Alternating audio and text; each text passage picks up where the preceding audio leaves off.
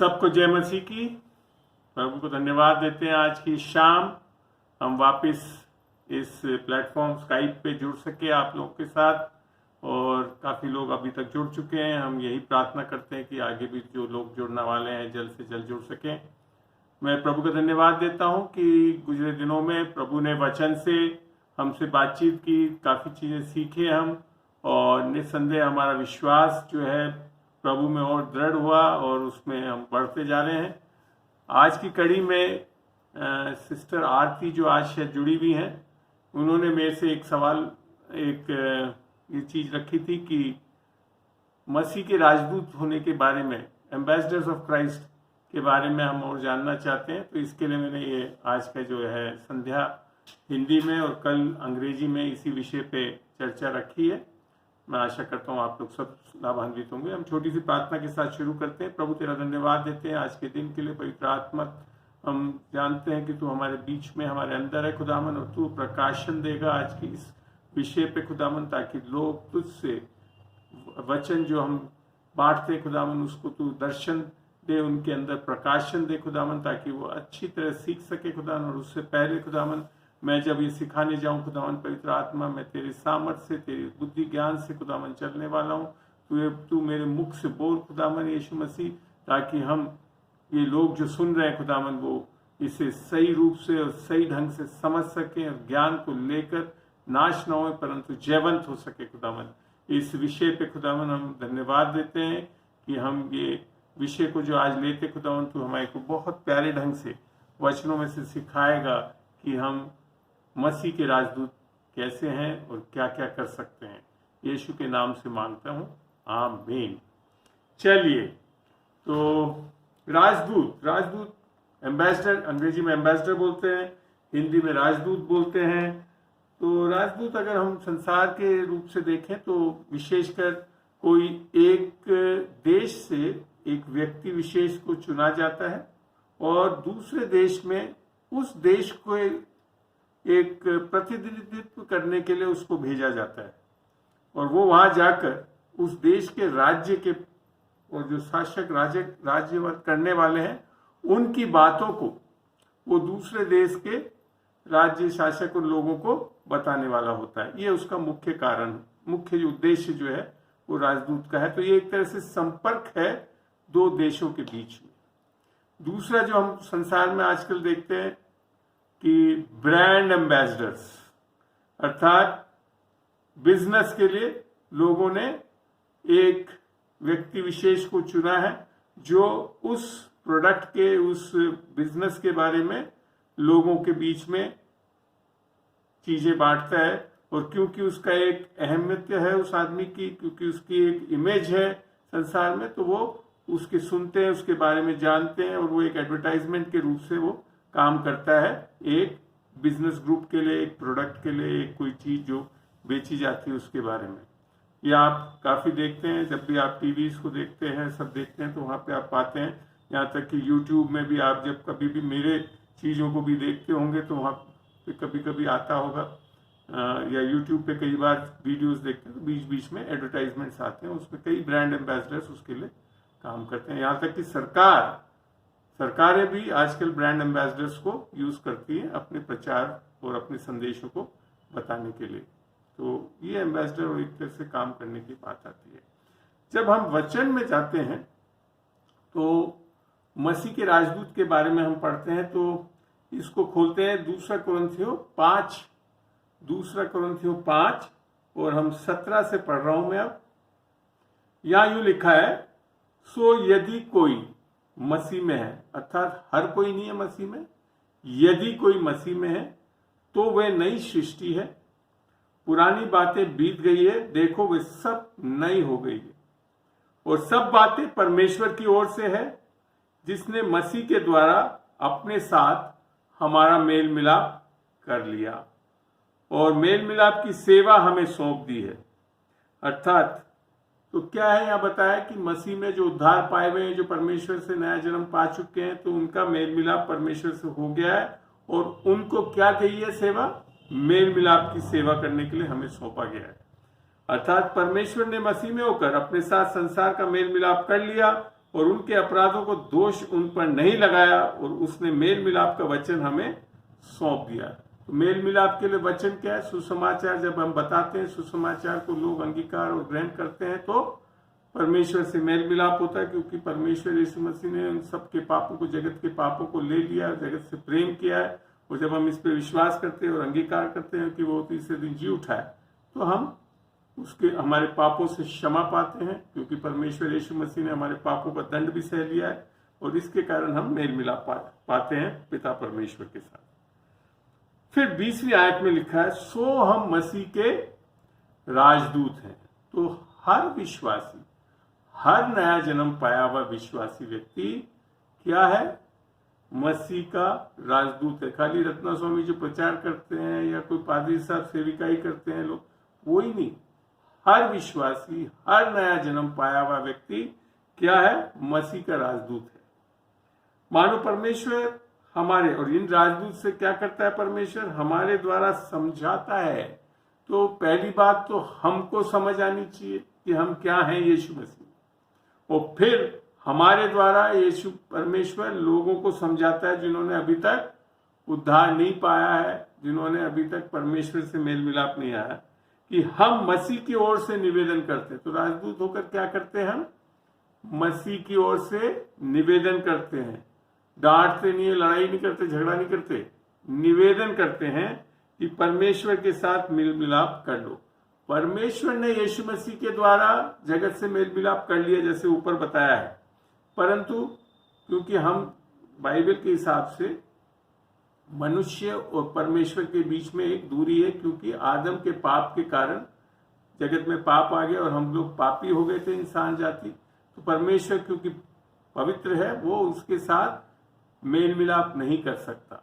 और क्योंकि परमेश्वर एक धर्मी न्यायी परमेश्वर है, इसके लिए पाप को अनदेखा भी नहीं कर सकता। पाप को मात्र यूं नहीं कह सकता कि अच्छा चलो माफ कर दी, क्योंकि पाप के लिए, पाप की मृत्यु अर्थात दंड है, और इसके लिए हर पाप का दंड सहना पड़ेगा। और जब कोई पाप का दंड सहेगा तभी जाकर पापों की माफी मिल सकती है। और ये चीज यीशु मसीह ने करा कि सारे जगत के पापों के लिए वो मारा गया, दंडित हुआ, और इसके कारण आज हम लोग परमेश्वर से मेल मिलाप कर सकते हैं।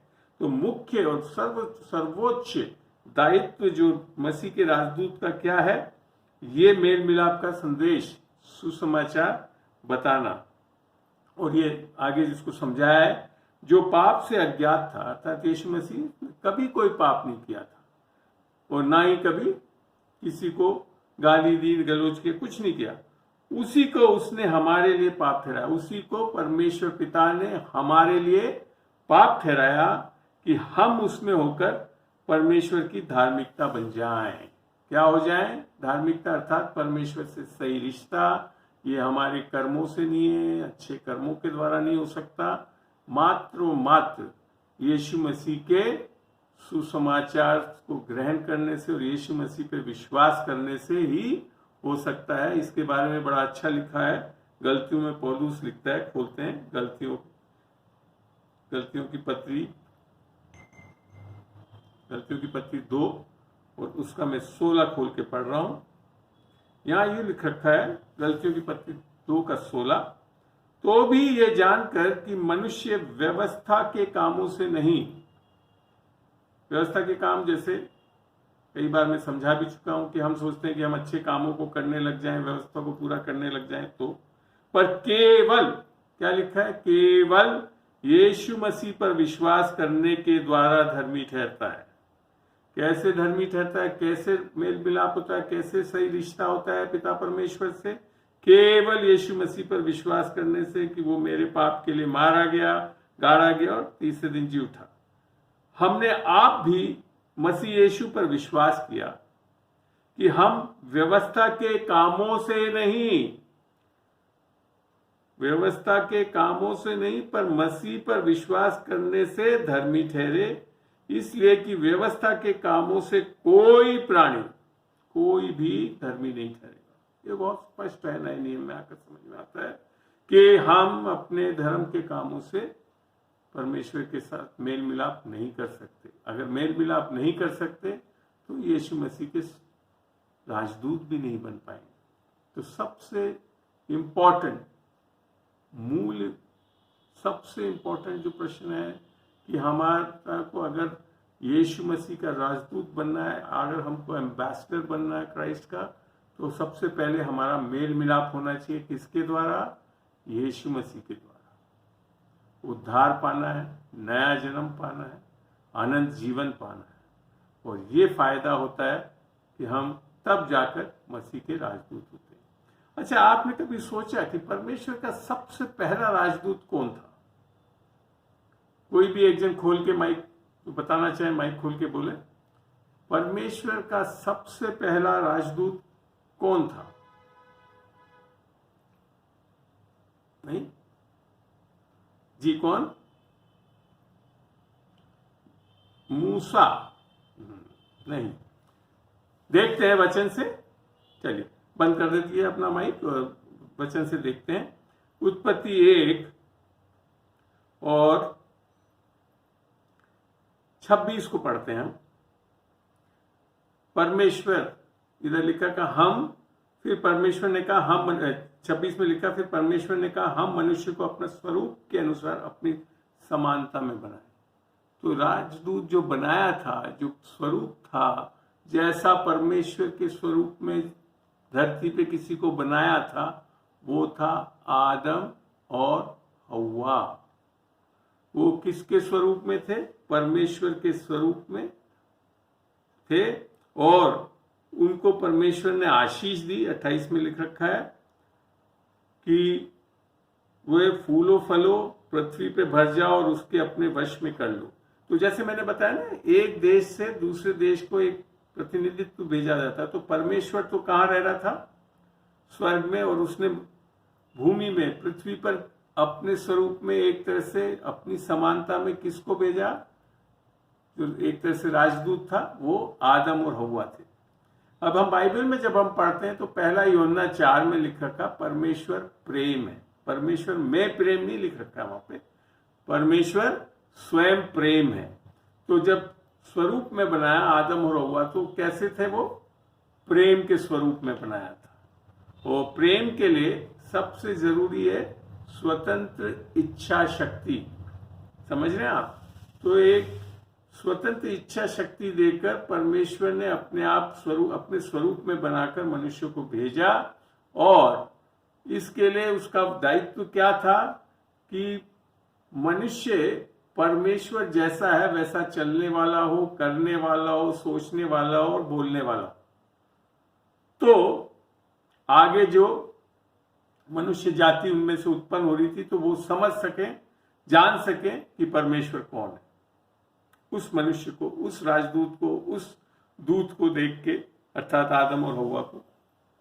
मगर यहां सबसे बड़ी एक गलती जो इन दोनों ने करी कि वो एक आज्ञा जो दी थी, और वो इसके लिए दी कि ताकि उनकी स्वतंत्र इच्छा शक्ति के अनुसार वो चलने वाले हों, कि ज्ञान के वृक्ष के फल को मत खाना, जैसा उत्पत्ति 2:16 में लिख रखा था, क्योंकि जिस दिन तू खाएगा तो निश्चय ही मर जाएगा। परंतु उन्होंने उस चीज को ध्यान नहीं दिया, उस बात पे विश्वास नहीं करी, अर्थात अपने राजा को बारे में जो उसने बोला था वैसा नहीं किया, परंतु एक दूसरे शैतानी ताकत के कहने पे एक झूठ को लेकर परमेश्वर के विरुद्ध, विशेषकर आदम ने तो सीधी बगावत कर दी, क्योंकि आदम को सीधा बताया गया था, हव्वा ने तो शायद आदम से सुना था। और इसके लिए बाइबल में जब हम आगे नए नियम में पढ़ते तो परमेश्वर ने आदम को जिम्मेदार ठहराया बगावत के लिए, और इसके लिए ये दूत जो था वो क्या हो गया? सही चीजें नहीं कर रहा था, और इसके लिए वो अपना हक खो बैठा, और उस हक को किसने ले लिया था? शैतानी ताकत ने, अर्थात सर्प के द्वारा जो शैतान आया था उनसे बरगलाकर झूठ बोल के उनसे ले लिया। तो इस प्रकार से जो उस परमेश्वर का पहला दूत जो बनाया परमेश्वर ने अपनी समानता में, अपने जैसे चलने वाला, बोलने वाला, करने वाला और हमेशा के लिए जीने के लिए बनाया था उसको, उसने क्या करा? गलत चीज करी, अनाज्ञाकारिता करी, और उसके कारण पाप जगत में आ गया और मृत्यु जगत में आ गई। अब आते हैं हम उसके बाद, किसी ने भी आरती ने जैसे बोला मूसा, उसका मैं सबसे बेहतरीन और परफेक्ट दूत अर्थात राजदूत जो परमेश्वर का बन के आया वो कौन था? स्वयं परमेश्वर, जो यीशु मसीह के रूप में देह में उत्पन्न हुआ। वो स्वयं वचन था, वो परमेश्वर था, वो देहधारी हुआ। इसके लिए जब हम यीशु मसीह के बारे में पढ़ते हैं तो बड़ा अच्छा लिखा है। यीशु मसीह कैसा था? वो पूर्ण रूप से परमेश्वर को रिप्रेजेंट करता था। पढ़ते हैं, यूहन्ना खोले, यूहन्ना 14 को, वहां देखते हैं। यूहन्ना 14, ये जब यीशु मसीह क्रूस पे जाने वाला था, उसके पहले 14, 15, 16 यूहन्ना सब में वो अपने चेलों से बातचीत करके उनको समझा रहा था, तो तब की बात है। तो इसको हम पढ़ते हैं 14:1 से, तुम्हारा मन व्याकुल ना हो, तुम परमेश्वर पर विश्वास रखते हो, मुझ पर भी विश्वास रखो। यहाँ एक चीज मैं बहुत जरूरी बताना चाहता हूँ, व्याकुलता हमारे अंदर आती है तो हमको रोकना है उसको, क्योंकि ये आज्ञा के रूप में, निर्देश के रूप में परमेश्वर यीशु मसीह ने बोला कि हमारा मन व्याकुल नहीं होने देना है। फिर लिखा है, मेरे पिता के घर में बहुत से रहने के स्थान है, यदि ना होते तो मैं तुमसे कह देता, क्योंकि मैं तुम्हारे लिए जगह तैयार करने जाता हूँ। फिर नीचे पढ़ते हैं और आगे चलते हैं हम सीधा 4 में, और जहां मैं जाता हूं तुम वहां का मार्ग जानते हो। ये चेलों से बता रहा है कि जहां मैं, क्योंकि वो आया था कहां से? स्वर्ग से, और इसके लिए कह रहा था मैं वापस जा रहा हूं। ये चीज ऊपर उसने बताई भी, और तुम लोग को भी वहीं ले जाना चाहता हूं। तो कहता है, और जो मैं जाता हूं तुम वहां, और जहां मैं जाता हूं तुम वहां का मार्ग जानते हो। तो मैं मानता हूं यीशु मसीह बोल रहा तो पूर्ण रूप से सत्य है, अर्थात वो जानता था कि लोगों को पता है। मैं तब भी थोमा ने उससे क्या कहा? हे प्रभु, हम नहीं जानते कि तू कहाँ जाता है, तो मार्ग कैसे जाने? अर्थात यीशु मसीह को 3.5 साल तक यीशु मसीह के साथ रहने के बाद भी थोमा का उत्तर क्या था जब यीशु मसीह बोल रहा है कि हम नहीं जानते? अर्थात संपूर्ण दृष्टि से यीशु मसीह कौन है उसका दर्शन नहीं था। फिर उसमें लिखा है, यीशु ने उससे कहा, मार्ग और सच्चाई और जीवन मैं ही हूं, बिना मेरे द्वारा कोई पिता के पास नहीं पहुंच सकता। सबसे बड़ा सत्य है, और खाली ही यीशु मसीह ही है जो परम पिता परमेश्वर के साथ हमारा मेल मिलाप कर सकता है, जैसा हमने दूसरा कोरिन्थियों में भी पढ़ा। तो यहाँ पे फिर बोला, यदि तुमने मुझे जानना होता तो मेरे पिता को भी जानते। तो यहाँ बड़ा स्पष्ट बोल रहा है कि पिता को भी जान जाते। अगर कोई मनुष्य परमेश्वर पिता को जानना चाहता है, जो कि आत्मा है, तो उसको जानने के लिए तरीका क्या है? यीशु मसीह ही है। देह में यीशु मसीह स्वयं परमेश्वर के रूप में आया था। कुलुस्सियों 2:9 और 10 में लिख रखा है, उसके अंदर ईश्वरीय की सारी सामर्थ उसमें थे, और हम यीशु मसीह में संपूर्ण हैं। हम भी कैसे हो जाते हैं कि उस त्रिएक परमेश्वर को हम अपने अंदर पाते हैं जब हम नया जन्म पाते हैं, अर्थात हम जब राजदूत बन जाते हैं। तो यहाँ पे जब ये लिखा है कि मगर उसके बाद जो बात कही जो चेले ने, यदि तुमने मुझे जाना होता तो मेरे पिता को भी जानते हो, और अब उसे जानते हो और उसे देखा भी है। तो यीशु मसीह ही संपूर्ण रूप से किसका प्रतिनिधित्व कर रहा था? पिता परमेश्वर का। और इनफैक्ट यीशु मसीह ये जो मनुष्य के रूप में था उस टाइम, वो किसका प्रतिनिधित्व कर रहा था? परमेश्वर और पिता का। और वास्तव में यीशु मसीह ही पिता परमेश्वर है, ये ध्यान रखें। यीशु मसीह ही पिता परमेश्वर है, ये शायद 9 में लिखा भी है। वो अनंत काल का पिता है। तो यहां पे फिर आगे क्या बोलता है? फिलिप्पुस ने उससे कहा, हे प्रभु, पिता को हमें दिखा दे, यही हमारे लिए बहुत है। तो यहाँ एक बहुत बड़ा संदेश लगा कि अगर पिता परमेश्वर को देखना है, जानना है, समझना है, तो उसका राजदूत, उसका दूत, उसका प्रतिनिधित्व किसको है? यीशु मसीह। और यीशु मसीह स्वयं पिता है, परमेश्वर पिता है। तो यीशु मसीह के अलावा भी हम अगर और कुछ जानना चाह रहे हैं तो फिर हम पिता को भी नहीं जान सकते, क्योंकि संपूर्णतः परफेक्ट रिप्रेजेंटेटिव, संपूर्ण रीति से परमेश्वर का प्रतिनिधित्व मसीह यीशु जो मनुष्य के पुत्र के रूप में आया और इस संसार में जिया, उसने पूरा कर दिखाया। यीशु ने उससे कहा, हे फिलिप्पुस, मैं इतने दिन से तुम्हारे साथ हूं, क्या तू मुझे नहीं जानता? जिसने मुझे देखा है उसने पिता को देखा है।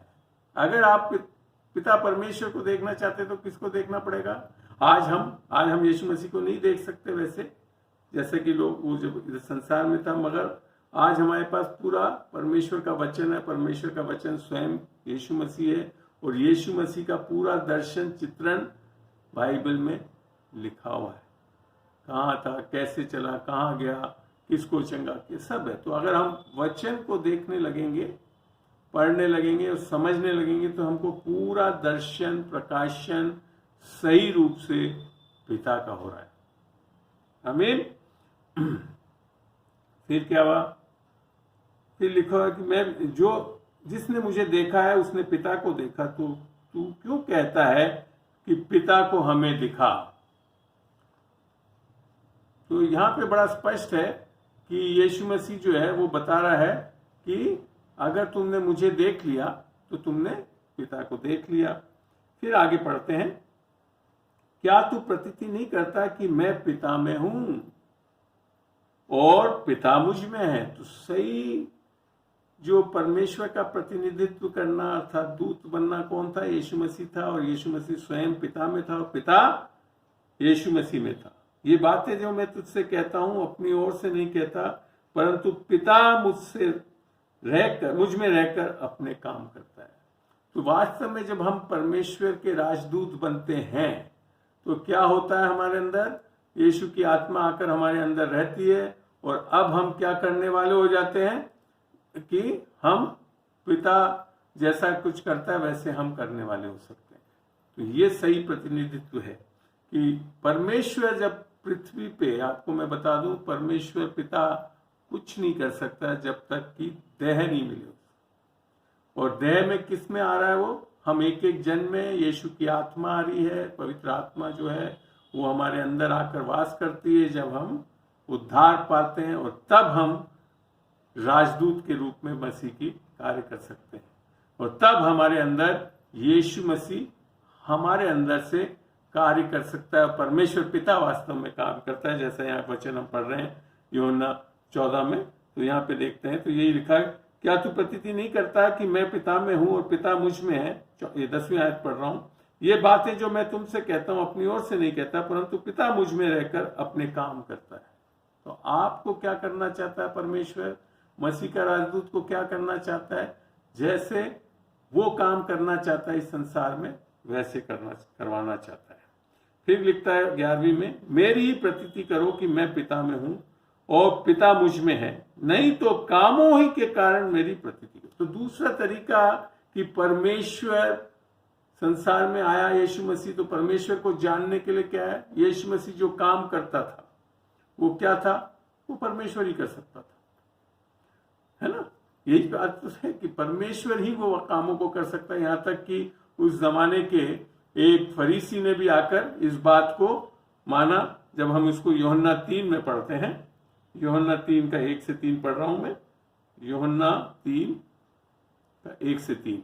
यहां लिखा है, फरीसियों में से निकोदेमुस नाम एक मनुष्य था जो यहूदियों का सरदार था। उसने रात को यीशु के पास आकर उससे कहा, हे रब्बी। उसने परमेश्वर नहीं माना उसको, खाली टीचर्स डे है, रबोनी रब्बी टीचर को बोलते हैं।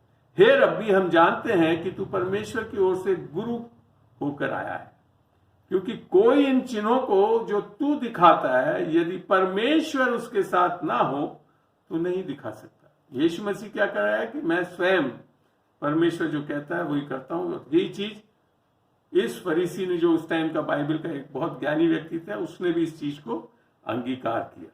तो यहां पे हमारे को समझ में आता है कि परमेश्वर क्या है।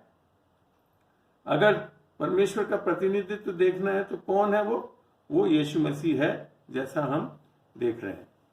तो यूहन्ना में हम जब पढ़ रहे थे 14 में, वापस 14 में चलते हैं और हमने अब उसने बोला 12 में, ये एक बहुत बड़ी बात पड़ी जो कि हम मसीह के दूत, हमने नया जन्म पा लिया है, परमेश्वर से उद्धार पा लिया है, तो हम कैसे चलने वाले होंगे देखते हैं। 12 आयत में कहता है, मैं तुमसे सच सच कहता हूं कि जो मुझ पर विश्वास रखता है ये काम जो मैं करता हूं वो भी करेगा, वरन इनसे भी बड़े काम करेगा, क्योंकि मैं पिता के पास जाता हूं। तो हमें परमेश्वर अपना दूत बनाकर क्या करना चाहता है कि जो वो काम करता था, अर्थात यीशु मसीह जो परमेश्वर का पूर्ण रूप से सही प्रतिनिधित्व करने वाला दूत था, एम्बेसडर था, उसने आकर जैसा काम किया वैसे ही हमसे भी वो चाहता है कि हम वो काम करें, बल्कि उससे भी बढ़कर काम करने वाले हो जाओ। कितनी आशीषित बात कही है यीशु मसीह ने। और ये किस कारण से हो रहा है? केवल यीशु मसीह पे विश्वास करने से। और इसी को परमेश्वर ने यहाँ पे लिखा है यीशु मसीह ने, और जो कुछ तुम मेरे नाम से मांगोगे। देखिए यीशु मसीह ने जब हम जो अक्सर बोलते हैं प्रभु की प्रार्थना, वैसे वो चेलों की प्रार्थना थी, जो कि ये हमारे बाप जो तू आसमान पे है, तो उसको जब हम अंत करते हैं तो कहीं पे हम ये नहीं लिख पाते यीशु मसीह के नाम से। और यहाँ यीशु मसीह ने एक बहुत बड़ी बात लिखी प्रार्थना के बारे में, और जो कुछ तुम मेरे नाम से मांगोगे वही मैं करूंगा कि पुत्र के द्वारा पिता की महिमा हो सके। तो ये एक बहुत बड़ी बात है। परमेश्वर के जब हम दूत होते हैं, परमेश्वर को हम जान जाते हैं, परमेश्वर का प्रतिनिधित्व करते हैं, तो हम कैसे करने वाले हो जाएंगे? क्यों कर सकते हैं? बड़े आसानी से, क्योंकि यीशु मसीह ने हमारे लिए सब कुछ कर दिया। और जब हम बोलते हैं, प्रभु से भी कोई प्रार्थना करते हैं, बोलते हैं यीशु के नाम से, तो हम किसका प्रतिनिधित्व बता रहे हैं? क्योंकि यीशु मेरा प्रतिनिधित्व हो गया, अर्थात वो हमारे लिए पाप बना। तो एक तरह से यीशु मसीह हमारे तरह का भी प्रतिनिधित्व करा परमेश्वर के सामने, कि वो पाप ठहरा, पाप का दंड सा जो हमको सहना था। तो इसके लिए, क्योंकि आज सब कुछ पूरा हो चुका है यीशु मसीह के, और उसने कहा क्रूस पे यूहन्ना 19 में कि सब कुछ पूरा हुआ, तो आज हम परमेश्वर के उन सब चीज मांग सकते हैं। किसके नाम से? किसके प्रतिनिधित्व से? यीशु के नाम से। अर्थात एम्बेसडर क्या है? कौन है? यीशु मसीह एक परफेक्ट दूत था परमेश्वर का, और हमारे लिए भी वो प्रतिनिधित्व करता है परमेश्वर के सामने। हमारे लिए भी वो इंटरसेशन करता है, मध्यस्थ की प्रार्थना करता है। रोमियो 8 में पढ़ना चाहे तो पढ़ सकते हैं आप। और फिर यहाँ लिखा है, यदि तुम मुझसे मेरे नाम से कुछ मांगोगे तो मैं उसे करूंगा। यदि तुम मुझसे प्रेम रखते हो तो मेरी आज्ञाओं को मानोगे, और मैं पिता से विनती करूंगा और वह तुम्हें एक और सहायक देगा कि वह सर्वदा तुम्हारे साथ है। और ये सहायक कौन था? स्वयं यीशु मसीह की आत्मा, पवित्र आत्मा, जो हमारे अंदर कब मिलने वाली थी? जब यीशु मसीह मर के जी उठने के कारण नया जन्म पा सकते थे। परमेश्वर की आत्मा को, यीशु की आत्मा, पवित्र आत्मा को हमारे अंदर पा सकते थे। और ये चीज उसने पूरा करा, एक परफेक्ट दूत के रूप में रिप्रेजेंटेशन करके, प्रतिनिधित्व करके परमेश्वर का। तो अगर हम बनना चाहते हैं परमेश्वर का राजदूत, यीशु का राजदूत, तो हमको फिर क्या करना चाहिए? यीशु मसीह को देखना चाहिए। यीशु मसीह ने स्वयं बोला, पहला यूहन्ना 2:6 में पढ़ के देखते हैं। यूहन्ना की पत्री, पहला यूहन्ना की पत्री, और वहां 2:6 पढ़ते हैं। पहला यूहन्ना 2:6 यहां लिखा है, सो कोई ये कहता है कि मैं उसमें बना रहता हूं, अर्थात यीशु मसीह में बन गया हूं, उद्धार पा लिया है, दूत बन गया हूं, उसे चाहिए कि आप भी वैसा ही चले जैसा वह चलता था। तो परमेश्वर के, यीशु के दूत होने के बाद हमको कैसे चलने वाला होना है? यीशु मसीह के जैसे। और यीशु मसीह के बारे में जो जब चलने की बात करें तो वो क्या करता था? लोगों को चंगा करता था, लोगों को दुष्ट आत्माओं से छुटकारा दिलाता था, अंधों को रोशनी देता था, मृतकों को जीवित करता था। ऐसे ही चलता रहा। उसकी अगर आप मरकुस, लूका जो इन सब में पढ़ेंगे तो क्या करता था? वो ऐसे ही करता था। और फिर आगे जब आप चेलों के बारे में देखेंगे, पतरस को, यहाँ तक कि पौलुस को, ये सब भी बाद में क्या पाते हैं हम करते हुए? जो यीशु मसीह करता था वैसे। बल्कि पतरस और पौलुस, पतरस की तो परछाई से लोग बाग चंगे हो जाते थे, है ना? तो क्या चीज? इसीलिए मैं मानता हूं कि परमेश्वर ने जो बोला बहुत सही बोला, कि मैं जो करता हूं उससे भी बढ़कर करने वाले हो जाएंगे। तो एक परमेश्वर का राजदूत होने के नाते, यीशु का राजदूत बनने से हमको कैसे होना है? परमेश्वर वो क्या है, वो वही चीज है जो कि यीशु मसीह ने क्या बोला था। मरकुस में क्या बोला लोगों को, मरकुस 16 खोलते हैं, पढ़ते हैं, मरकुस 16 का 15 बोलते हैं, क्या पढ़ते हैं, हाँ, और उसने उनसे 15 से पढ़ रहा हूं, और उसने मरकुस 16:15, और उसने उनसे कहा तुम सारे जगत में जाकर सारी सृष्टि के लोगों को सुसमाचार प्रचार करो। तो मसीह का राजदूत होने से क्या बोला था कि हम निवेदन करते हैं कि परमेश्वर से मेल मिलाप करो, जैसा हमने 2 कुरिन्थियों 5 में पढ़ा था वहां पे। तो वही चीज यहाँ पे भी परमेश्वर ने मान आज्ञा के रूप में दी हमको कि हमको क्या करना है, परमेश्वर के राजदूत होने के नाते यीशु मसीह का सुसमाचार प्रचार करना है।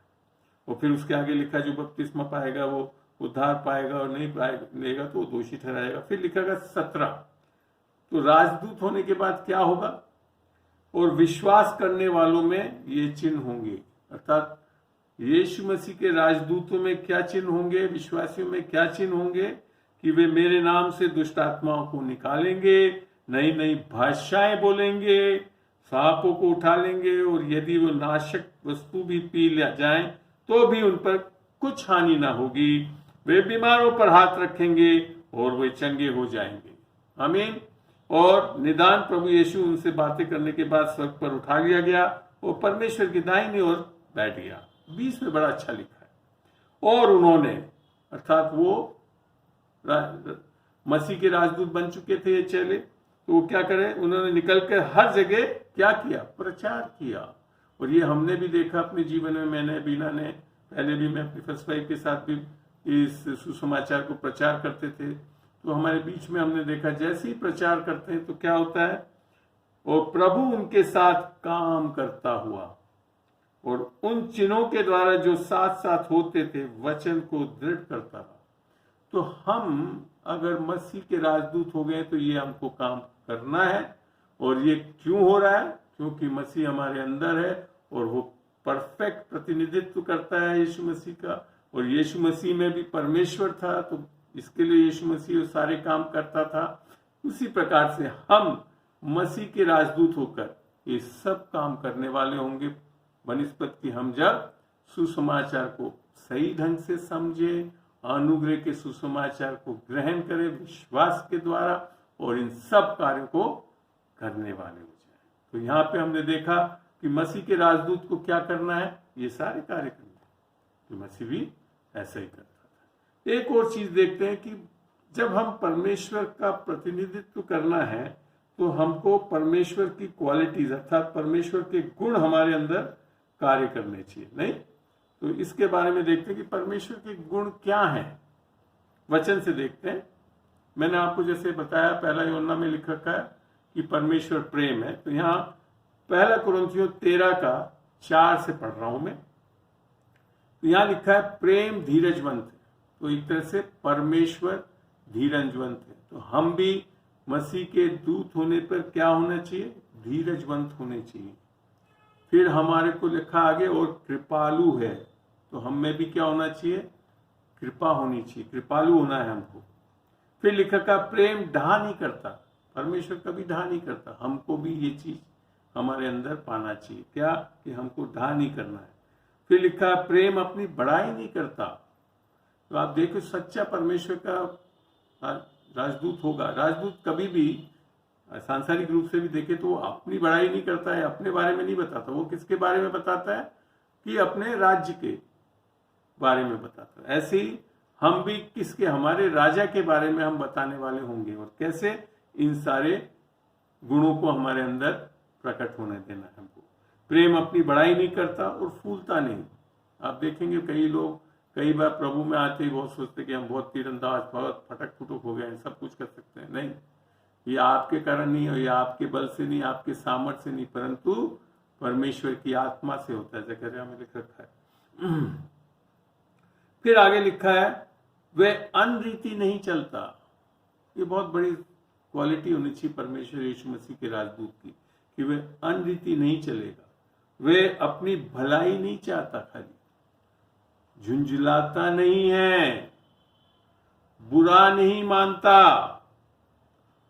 कुकर्म से आनंदित नहीं होता। ये ध्यान रखें, अगर आपको मसीह के राजदूत बने हैं तो ये सारी चीजें हमारे अंदर फलवंत होती जानी चाहिए। परंतु सत्य से आनंदित होता है, वे सब बातें सह लेता है, सब बातों को प्रतीति करता है, सब बातों की आशा रखता है, सब बातों में धीरज धरता है।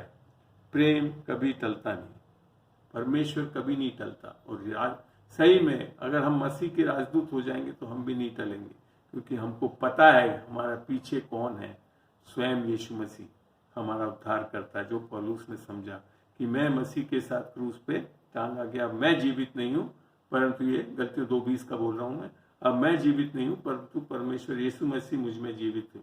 और देह में जब अब मैं जीवित हूं तो वो केवल यीशु मसीह के विश्वास से, जो मेरे से प्रेम करता था, मारा गया और तीसरे दिन जी उठा।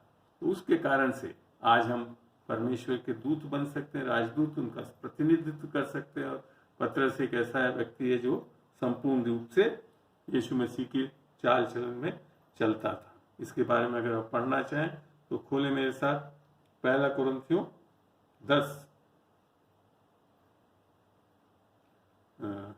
11, पहला कुरिन्थियों 11,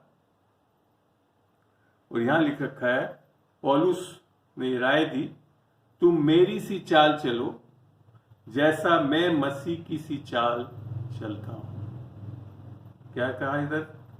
तुम मेरी सी चाल चलो जैसा मैं मसीह की सी चाल चलता हूं। तो परमेश्वर का राजदूत, यीशु मसीह का राजदूत कैसे चलने वाला होता है? जैसे मसीह चलता था। और सबसे परफेक्ट अर्थात सबसे उम्दा यीशु मसीह का राजदूत कौन बना? पौलुस, क्योंकि उसने यहाँ राय दी।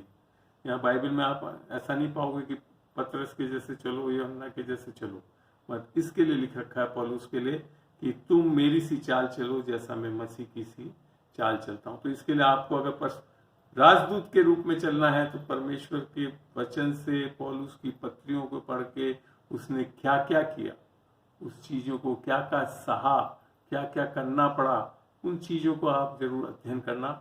एक लंबा विषय है, मगर कर सकते हैं, तब आप पूर्ण रूप से प्रकाशन पाएंगे कि कैसे चलते हैं। यहां तक कि परमेश्वर का वचन जब इफिसियों में लिखा है, क्योंकि यहां लिखा है कि मसीह की चाल चलो, तो इफिसियों को खोलते हैं, इफिसियों का 5, और यहां क्या लिखा है? इसलिए प्रिय बालकों की नाई परमेश्वर के सदृश बनो। आप जानते हो बालक कैसा होता है, बच्चे कैसे होते हैं? जैसा पिता बोलता है वैसे करने के लिए तैयार रहते हैं। हम तो बड़े होने के बाद बहुत चीजें सोच समझ के करते हैं, अपना दिमाग बहुत लगाते हैं।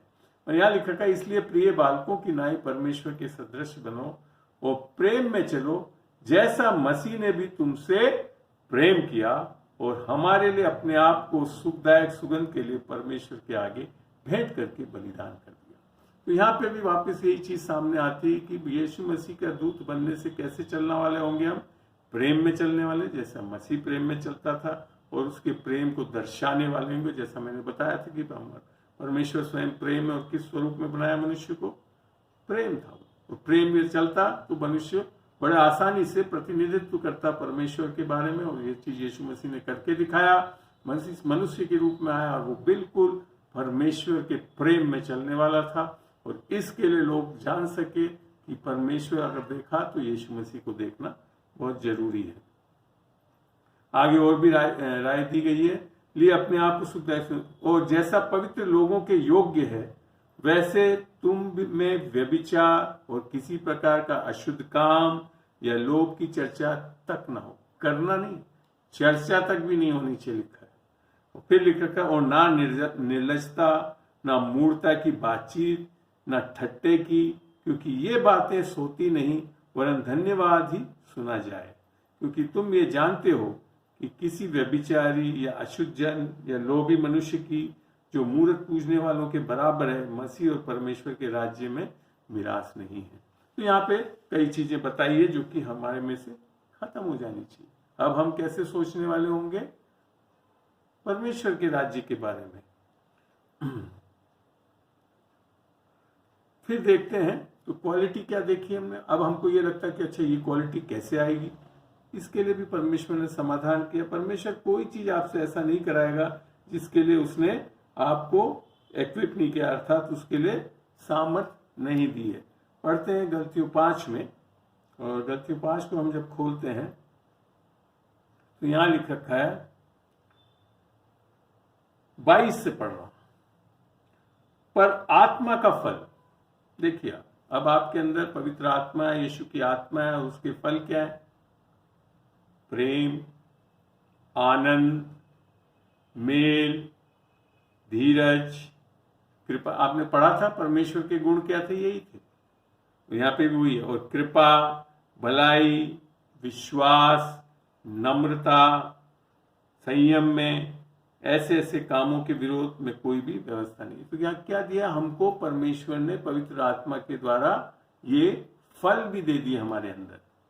अर्थात धार्मिकता के फल जो हैं वो किसके द्वारा आ रहे हैं? यीशु मसीह, जो परमेश्वर का स्पष्ट प्रतिनिधित्व कर रहा था, वो आज हमारे अंदर है, और उसके कारण हमारे अंदर धार्मिकता के फल लगते हैं।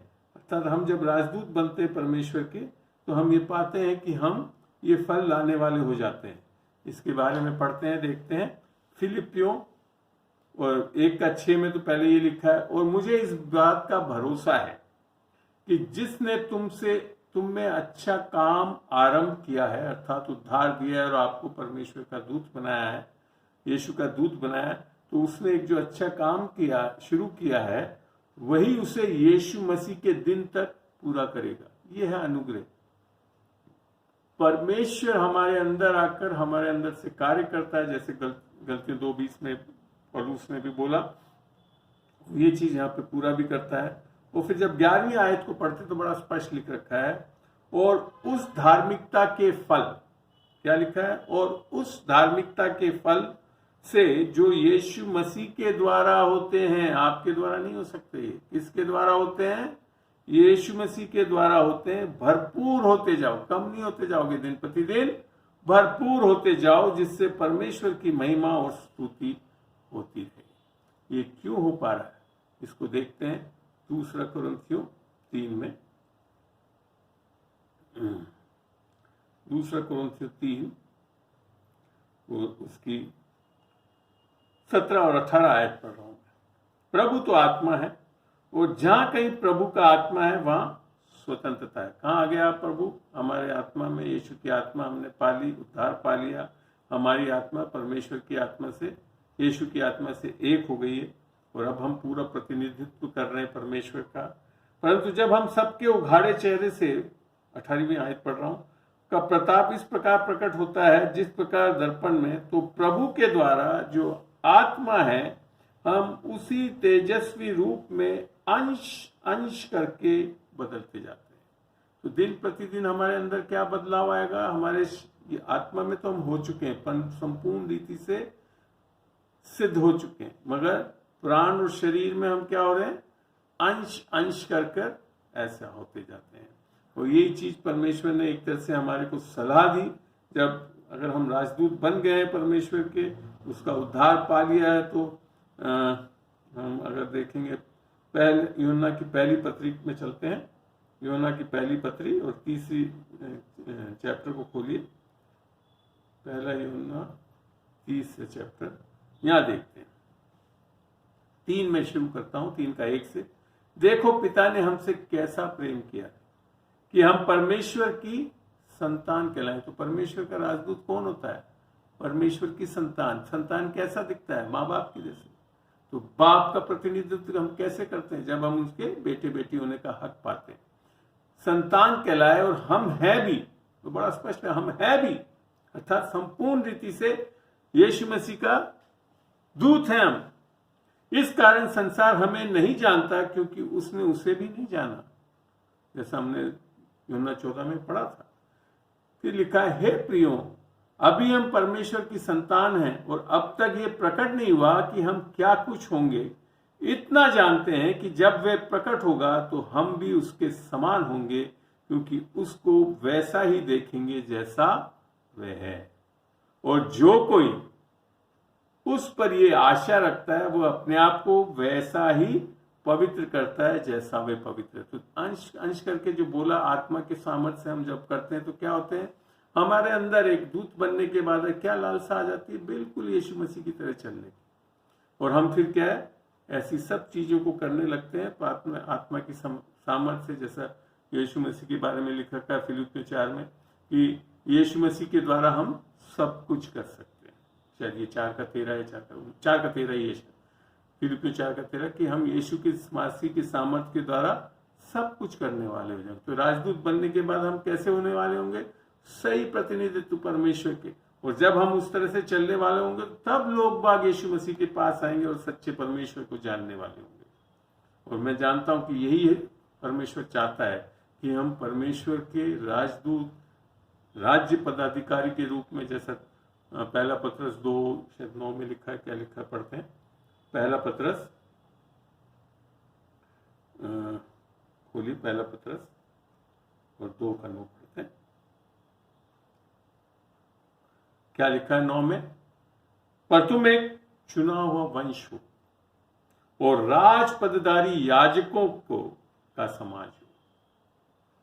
यीशु मसीह क्या हो गया, महायाजक, और हमको क्या बना रहा है, राज अधिकारी याजकों का समाज और पवित्र लोग हो और परमेश्वर का निज प्रजा हो। इसके लिए उसका प्रतिनिधित्व कर सकते हैं, इसलिए कि जिसने तुम्हें अंधकार में से अपनी अद्भुत ज्योति में बुलाया उसके गुण प्रकट करो।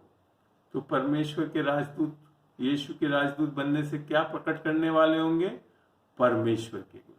मैं प्रभु का धन्यवाद देता हूँ। यहाँ पे समाप्त है। आज मैं बहुत चीज बता सकता हूँ, मगर मेरे ख्याल से आज के लिए काफी होगा कि आप इन वचनों को अगर आपने लिया है, ग्रहण करा है, उसको और अध्ययन करें और पौलुस के जीवन के बारे में देखें, क्योंकि पूरा प्रतिनिधित्व करता है वो यीशु मसीह को।